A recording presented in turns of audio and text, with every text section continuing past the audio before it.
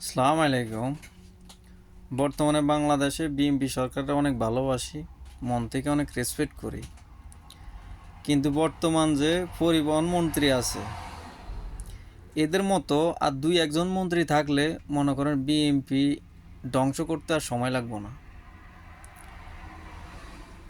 কেননা যা কার্যকলাপ করতেছে, এই লোকটা মানে প্রথম থেকে বিতর্ক হয়ে আছে। তারপরে জানি না কি জানি ওনারে পরিবহন মন্ত্রী দিছে। উনি আবার বক্তৃতা দিয়ে বলতেছে, একটা তো হইলো যাক সমান না করে চাঁদা, যাক এটা তো বিতর্ক হয়েছে। এখন আবার উনি বলতেছে কোন পেট্রোল পাম্পে পেট্রোল নাই, যে আমাদেরকে অবগত করলে। ভিডিও তো দেখতেছি প্রতিটা পেট্রোল পাম্পে পেট্রোল নাই, গাড়ির সিরিয়াল, পেট্রোল ডিজেল অকটেল কোনো কিছুই নাই। তো মানুষ কি আপনারা একজন একজন করে ফোন দিয়ে ডাইকা ডাইকা আইনা কইব যে নাই? তাহলে আপনাদের কাজ কি? আর জানি না তারেক রহমান সাহেব ওনাকে ফলো করে কিনা তাও জানি না। তবে আমরাও যেহেতু বিএনপি সাধারণ কর্মী,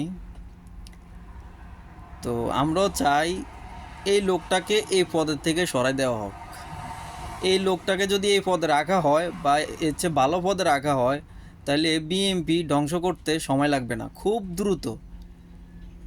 একটা কথা আছে না, যে এক মন দুধের ভিতরে এক ফোঁটা আলকাতরা বা এক ফোঁটা ছানা পড়লে পুরা দুধটা নষ্ট হয়ে যায়। এখন বিএনপি সরকার যত ভালো কাজ করুক, যত কিছুই করুক, এই একজন বা দুইজন লোকের কারণে পুরা দল এবং কি পুরা জাতির বদনাম। চিন্তা করে দেখছেন বর্তমানে যাকে পরিবহন মন্ত্রী দিছে, এই লোকটা সুবিধাজনক না। আমরাও যদি বিএনপি সাপোর্ট করি, বিএনপিকে ভোট দিই, কিন্তু মন থেকে এই লোকটাকে সাপোর্ট করি না, এই লোকটাকে দেখতে পারি না। আর এর মতো যদি আর দুই একজন থাকে বিএনপির ভিতরে বর্তমানে, তাহলে বিএনপির শতকরা মনে করেন 80% কর্মী মুখ ফিরিয়ে নিব। আর সাধারণ জনগণ যদি যে কোনো দলের সাপোর্ট না করে, ওই দল ক্ষমতা আসতে পারে না, এটা ইতিহাস সাক্ষী। আর আবার একটা জিনিস দেখবেন, 17 বছর ধরে যারা স্বৈরাচার করছে, দুর্নীতি করছে, এখন দেখবেন বাংলাদেশে প্রতি জায়গা জায়গা সাংবাদিক হয়ে গেছে। যারা 17 বছর ধরে স্বৈরাচারী করছে, এখন সব সাংবাদিক হয়ে গেছে। কিছু হয়ে গেছে হলুদ সাংবাদিক। তবে যারা প্রকৃত সাংবাদিক তাদেরকে স্যালুট।